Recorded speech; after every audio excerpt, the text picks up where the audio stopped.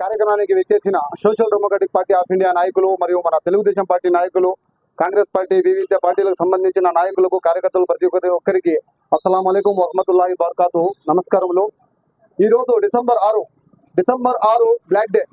December 6 black day కారణం ఏమిటంటే మనకందరికీ తెలిసినదే. మన భారతదేశం ప్రపంచ దేశాల్లోకెల్లా అతి పెద్ద ప్రజాస్వామ్య దేశము. మన ప్రపంచ దేశాలకల్లా మన భారతదేశం ఒక ప్రతిష్ట పేరుగాంచినది. దానికి కారణం మన భారతదేశం యొక్క రాజ్యాంగం. అటువంటి రాజ్యాంగాన్ని నిర్మించిన రాజ్యాంగ నిర్మాణకర్త డాక్టర్ బాబాసాహెబ్ అంబేద్కర్ గారు ఈరోజు కన్నుమూసిన రోజు. దానికోసం ఈరోజు బ్లాక్ డే. అదేవిధంగా ప్రపంచ దేశాల ముందు మన దేశం యొక్క ప్రతిష్టను మతోన్మాదులు ఆర్ఎస్ఎస్, బీజేపీ, అప్పటి అద్వానీ రథయాత్ర చేసి రాజ్యాంగాన్ని, మన దేశ ప్రతిష్టను దిగజారిన రోజు, బాబ్రీ మసీద్ను కూల్చిన రోజు ఈరోజు బ్లాక్ డే రోజు. ఈ బ్లాక్ డే రోజు సందర్భంగా social democratic party of India తరఫు నుండి మేము నిరసన తెలియజేస్తున్నాము. ఏమిటంటే వెంటనే 1991 యాక్ట్ అయితే ఉందో అది అమల్లోకి రావాలని. ముందుగా మనం మాట్లాడాల్సింది డాక్టర్ బాబాసాహెబ్ అంబేద్కర్ గారు. డాక్టర్ బాబాసాహెబ్ అంబేద్కర్ గారు మనకందరికీ తెలుసు.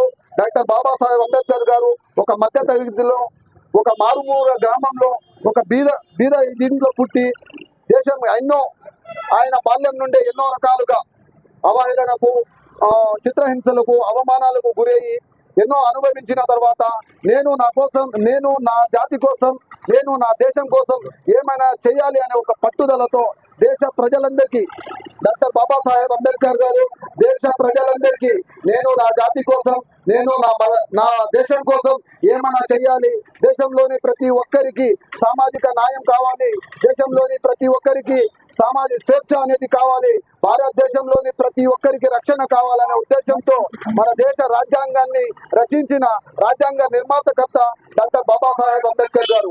డాక్టర్ బాబాసాహెబ్ అంబేద్కర్ గారు ఎప్పుడూ ఒక మాట అనేవారు, దేశం అభివృద్ధి చెందడం అంటే అద్దాల మేడలు పెద్ద పెద్ద భవనాలు కాదు, ప్రతి సామాజిక వర్గానికి చెందిన, ప్రతి ఒక్క సమాజానికి చెందిన వారికి న్యాయం చేకూర్చాలి అనేది.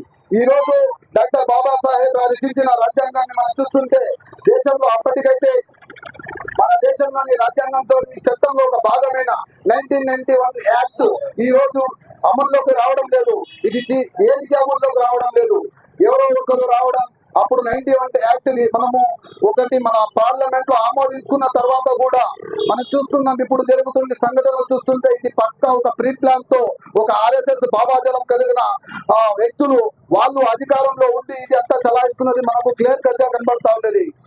1990 ఒక యాక్ట్ ఏం చెబుతా ఉంది, భారతదేశానికి స్వతంత్రం వచ్చిన సమయంలో ఏదైతే మసీదు ఉంది అది మసీదు, ఏదైతే చర్చ్ ఉంది అది చర్చు, ఏదైతే గుడి ఉంది అది గుడి అయింది. దానికి రక్షణ కొరకు ఈ యాక్ట్ ఏర్పాటు చేయడం జరిగింది.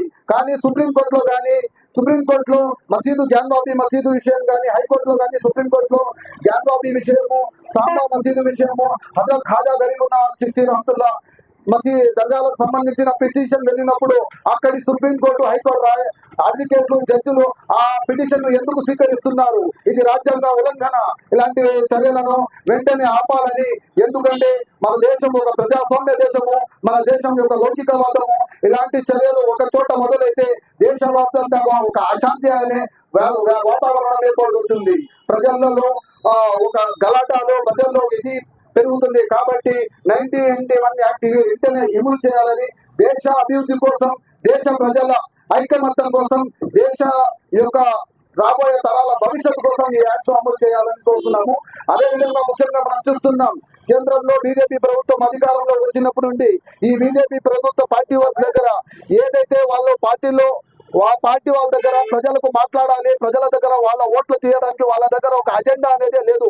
కేవలం వాళ్ళ దగ్గర అజెండా ఏమైనా అవుతుంటే మసీదు, గుడి, చర్చి. వెంటనే బీజేపీ వాళ్ళని హెచ్చరిస్తున్నాం, మసీదు,